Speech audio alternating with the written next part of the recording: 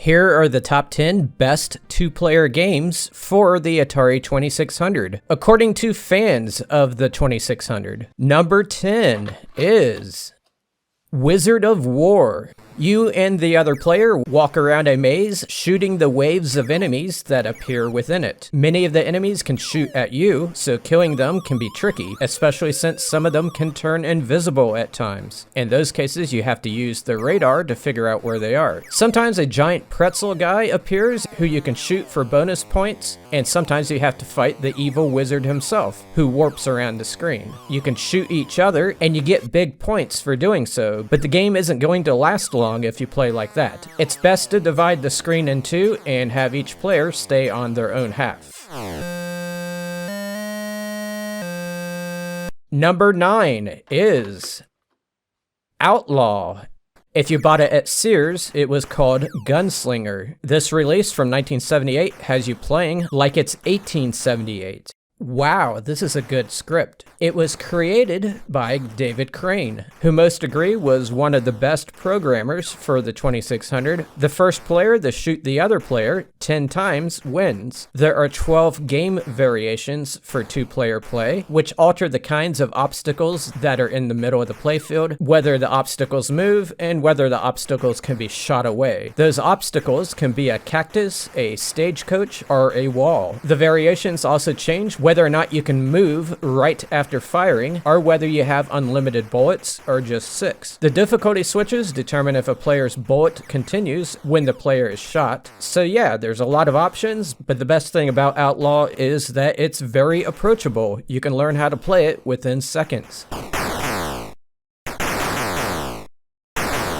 By the way, I am Kevin, and I used to work in the research field, which involved a lot of data processing. To come up with this list, I used some of those processing techniques. I basically went out to places on the internet and on social media where people were talking about good two-player 2600 games, and I captured what they were saying. After doing that for several hours, I conglomerated the results, and I came up with the list that you're seeing today. Note, I'm only counting the official retail games. In the future, I may do a list for homebrews. Also note, my wife is the second player in this footage, and she isn't as familiar with these games as I am. So if you see someone who doesn't know what they are doing, it's definitely her, it's not me. Number 8 is Mario Brothers. Everything takes place on one screen, but there's a lot going on for just one screen. Enemies come out of pipes, and Mario and Luigi have to stun them from below and then touch them to knock them off the stage. Each time, a wafer appears for bonus points. Once enough enemies have been killed, the next round begins. There are 5 enemies total, including the fireballs, which come out from the sides. A POW block near the bottom will stun everything. You can compete for a high score, but it's best to cooperate to see how many rounds you can get through. The jumping isn't as polished as other platforming games, but it's an awesome game, and I could see it being number 1 on this list had it been released earlier in the 2600's lifespan. Number 7 is Frogs and Flies. There's something to be said about simplicity. Here you have no polygons, no parallax scrolling, no orchestra music, just 2 frogs hopping around eating flies. Each of those flies is worth 2 points, and whoever has the most points before it hits nighttime wins. If you have someone who isn't good at the game, you can set them up with difficulty B, which makes their frog automatically eat the flies if they're close enough, and the jumping will be the same exact arc every time. A player with difficulty A will need to do the eating themselves, and the way that you jump is a lot more complex. If the angle isn't right, you can fall into the water and get wet, and frogs hate getting wet.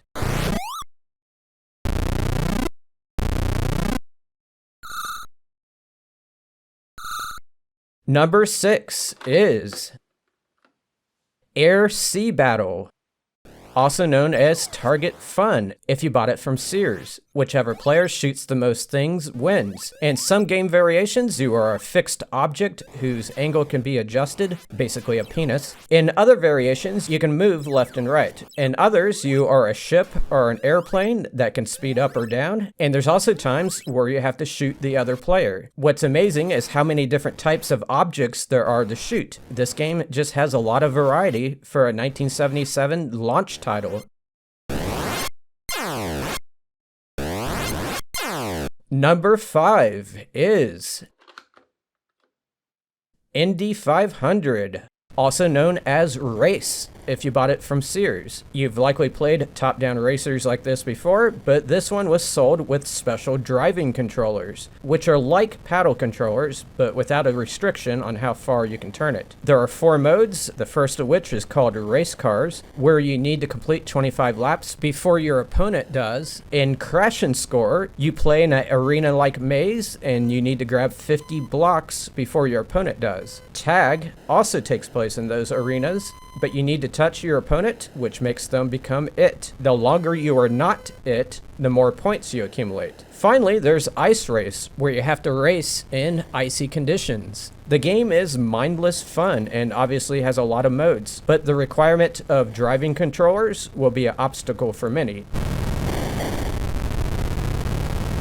Before we get to number 4, I just want to remind you that I have a lot of top 10s on this channel, including other ones for the Atari, such as the best games on the Atari and hidden gems. Number 4 is Maze Craze, a game of cops and robbers, also known as Maze Mania if you bought it at Sears. You and the other player are cops navigating a maze. Whoever exits first wins. That alone could be the whole game, but the game variations add more to the mix. You can have all or parts of the maze invisible. You can have robbers in the maze with you, which can be set up to either kill you or stun you, and you can lay down false walls to trick the other player. There's other variations as well, there's just too many to list here. There is an overall silliness to this game that I like, such as the speed of your little cops. They just run so fast. And the audio sounds like a bunch of horns honking. On a technical level, it's astounding. Each maze is randomly generated. It has 16 game variations, each with 4 speeds and 4 visibility levels. Some versions of the box the game came in report it as 256 individual games, while other boxes say it's only 16.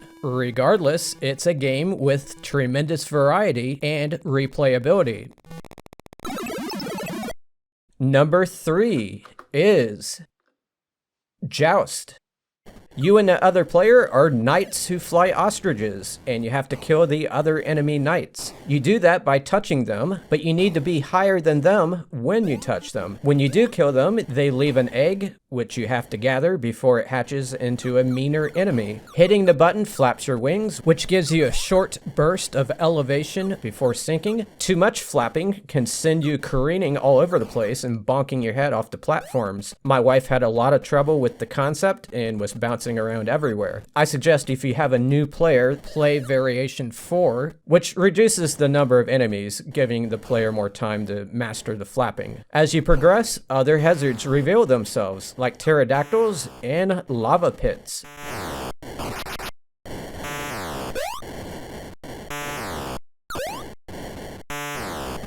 Before we get to number 2 and number 1, I'm going to mention some honorable mentions. These are games that barely missed being in this top 10. I'm just going to go through them very quickly here. We have Surround, also known as Chase, if you bought it from Sears.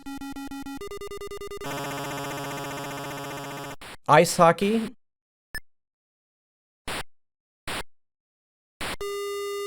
Space Invaders.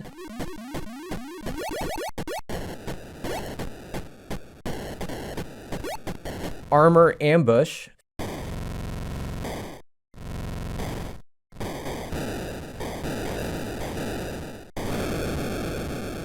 Fishing Derby.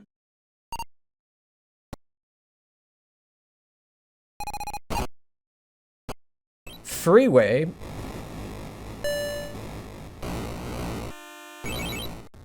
And Boxing.